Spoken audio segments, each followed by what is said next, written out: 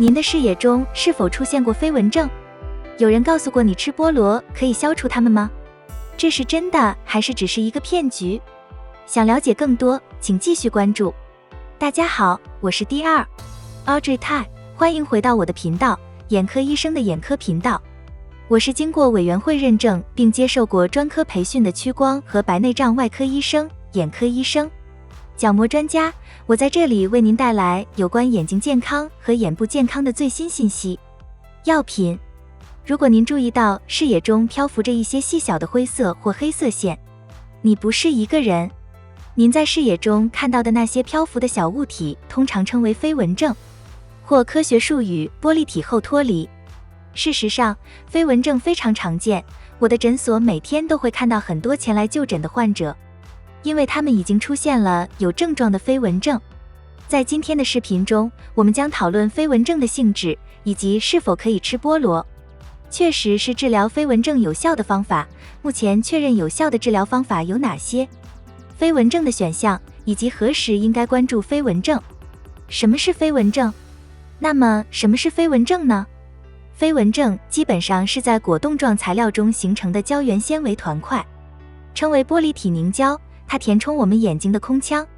玻璃体凝胶由 99% 的水、0.5% 的胶原纤维组成，其余 0.5% 是粘多糖和透明质酸。玻璃体凝胶通常是清澈透明的，然而由于老化或眼睛外伤等机械因素，玻璃体凝胶可能会经历称为脱水收缩的过程，这是凝胶的收缩伴随着液体与凝胶的分离。随着玻璃体凝胶体积的缩小，胶原纤维嵌入玻璃体中，凝胶破裂并形成自由漂浮的胶原蛋白团块，称为漂浮物。胶原纤维团随着眼睛移动，当它们靠近眼睛的中心时，在视觉中您可以将它们视为灰色结构，例如气泡、线、蜘蛛网或黑暗斑点。飞蚊症在50岁以上的人群中非常常见，并且随着我们的生活水平的提高而变得更加常见。年龄，据报道，80岁以上人群飞蚊症患病率高达 87% 以上，但这并不意味着飞蚊症不会影响50岁以下的人。我经常见到病人20多岁、30多岁和40多岁患有飞蚊症症状的人。事实上，超过 30% 的总人口有飞蚊症。吃菠萝可以治疗飞蚊症吗？现在你已经了解了飞蚊症，让我们来看看菠萝吧，你能吗？吃菠萝真的可以去除飞蚊症吗？您可能在互联网上看过一些吃菠萝挑战视频，或者听说过人们，他们报告说吃了几个月菠萝后，飞蚊症减少了。这一切是怎么发生的？这一切都始于在台湾进行的一项研究，该研究于2019年发表在名为《美国科学杂志》，不要与更知名的美国杂志混淆。科学。在这篇文章中，他们报告了388名参与者被分为2个实验组。在实验1中，190名参与者每天午饭后吃2片菠萝。3个月后，研究报告称该组飞蚊症减少了 70%。在实验2，198名参与者被分成3组，吃的量不同。菠萝，午餐后吃1片、2片或3片菠萝，持续3个月，以及该研究报告称，飞蚊症的剂量依赖性减少幅度在 55% 到 70% 之间。这个实验，那么这些研究人员在2019年是否发现了治疗飞蚊症的灵丹妙药呢？当我读到这篇文章的标题时，就像你一样，我真的很希望这个菠萝治疗飞蚊症可能是真的。但读完这篇研究后，我有很多疑问。这项研究于2019年发表，但自那以后，再没有任何研究被证实能够复制任何主要或次要科学期刊中报道的结果。通常当有一个新的突破性的科学发现可能会影响全球1/3的人口，这是很多研究人员都会做的事情。有兴趣研究，但还没有任何其他团体的研究证实这些发现。让我们更深入地研究这项研究。该研究的作者假设菠萝蛋白酶是菠萝中发现的一组酶，分解漂浮物中的胶原纤维并溶解它们。需要注意的一件重要事情是，我们眼睛的许多部分都是由胶原蛋白制成的。除了玻璃体凝胶中形成漂浮物的纤维之外，胶原纤维还构成角膜的一部分，眼睛的透明挡风玻璃巩膜，眼睛的白色壁和晶状体囊包裹周围的薄膜，眼睛内部的晶状体。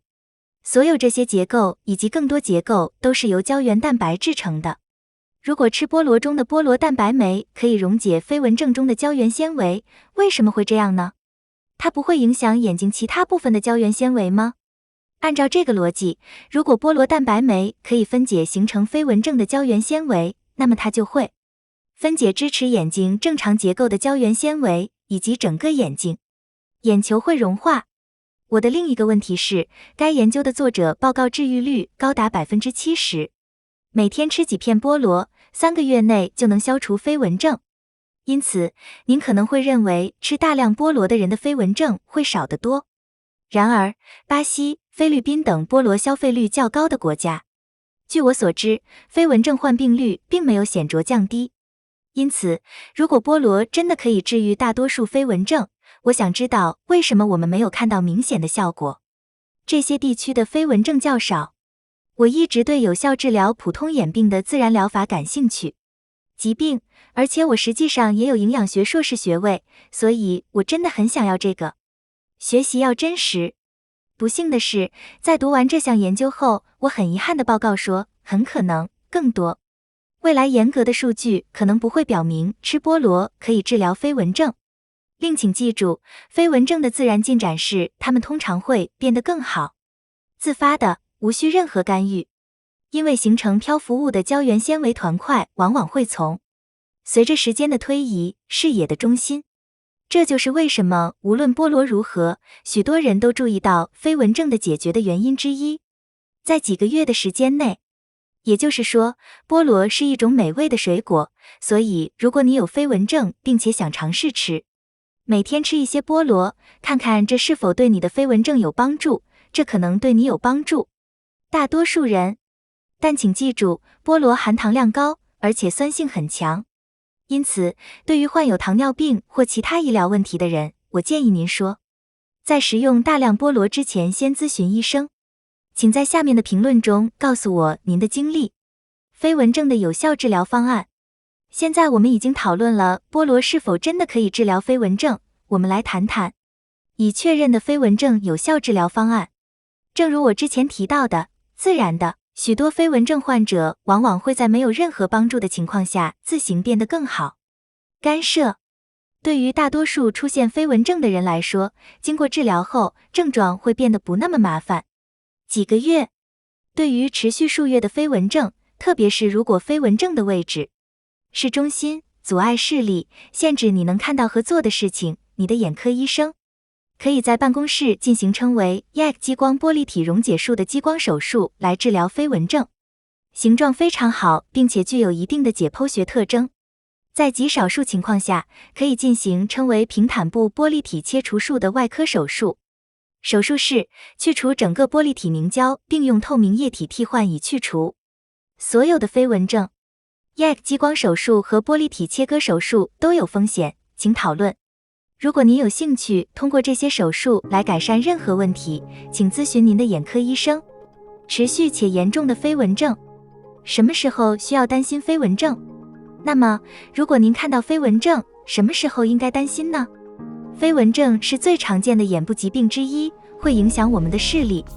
对于绝大多数情况，眼科医生建议出现新症状的人，飞蚊症进行全面散瞳检查，以排除任何撕裂或视网膜脱离的情况。您绝对应该注意以下3个症状，它们是常见症状。视网膜撕裂或脱离。第一，看到周边有闪光，连续且无痛的视力。2号，看到窗帘或影子般的图像逐渐开始遮挡部分视力。3号，突然开始出现大量飞蚊症，就像透过一个雪球。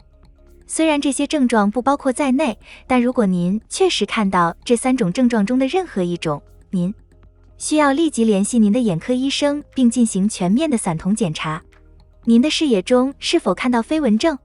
如果是这样，你会进行自己的菠萝实验吗？请在下面的评论中告诉我。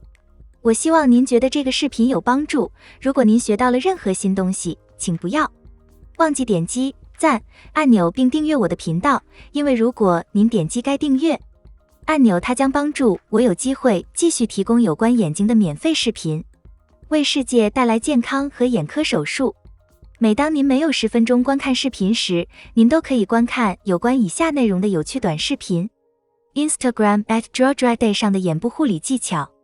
您还可以在 Facebook 和 LinkedIn @drawdryday 上关注我，了解有关我的实践的更多信息。我期待着在那里与您联系。再次感谢您的观看，我们将在下一个视频中见到您。